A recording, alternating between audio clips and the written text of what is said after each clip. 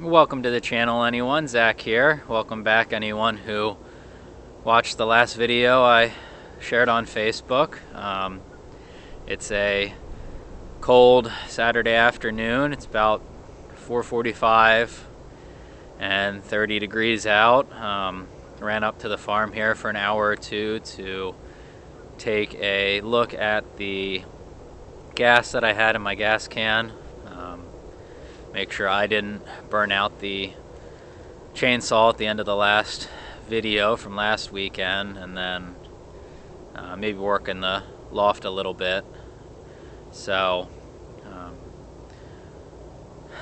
we'll start into first some footage of me breaking down the chainsaw. I took the muffler off to get a good look inside the cylinder and see what kind of damage was there. It was fairly scored and yellowed and beat up, so I definitely did burn the saw up pretty good. Explains why it wasn't idling at the end and all the other kind of funny business that it was doing at the end of last weekend. So we'll then take a look at some still shots of the cylinder. That way you guys can get a quick view of that, and then come back to the comparison of the gas here today. So without any more of me talking in front of the camera, let's get started.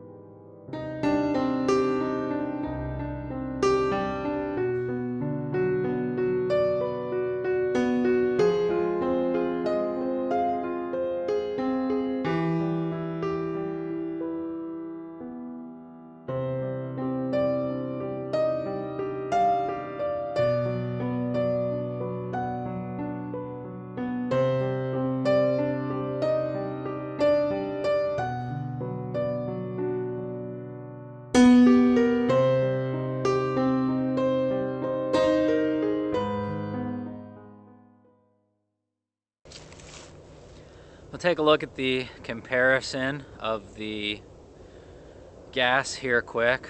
I borrowed 2 mason jars or canning jars from my wife. Don't tell her that. And that way I had a nice clear container to compare the gas out of the can that I typically use and fill up the chainsaw with, compared to a little bit of gas straight out of the pump that I got on my drive up here. So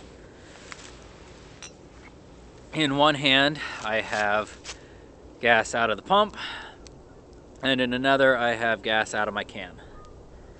And oddly enough, or unfortunate enough, they are the same color right there. So that means my dumbass didn't put 2-stroke mix in the last time I filled up my little 1-gallon can and burnt this all out myself. The reason that bad things happen to you is because you're a dumbass. So that was a nice, expensive, and stupid mistake on my part. Dumbass! But I guess live and learn, and at least one positive that comes out of that is it wasn't something that I bought out of the pump that, you know, the shop maybe thought could be the case, either a lot of ethanol or water or something in the gas that I bought, and it was just me not mixing oil, which is pretty damn important for a 2-stroke. So we'll hopefully at some point, when I have a little more free time, tear that saw apart even further. The scoring and everything didn't look too terrible, that I think we could probably do some like 1000 grit wet sanding on it and at least get everything smoothed up to the point where it would run again and function as a backup. So I'll be interested to see if I can actually manage to do that here at some point. Until then, the good news for me is that my wife likes to spend lots of money on fancy dog collars and leather leashes and, you know, all sorts of fun stuff like that, or, you know, nice bridles and whatever other horse stuff she wants. I get a little less of an understanding of what some of that stuff is for, but apparently it's all very necessary and important. So anyway, the point of all that is that I can pick out and buy a new chainsaw in this case.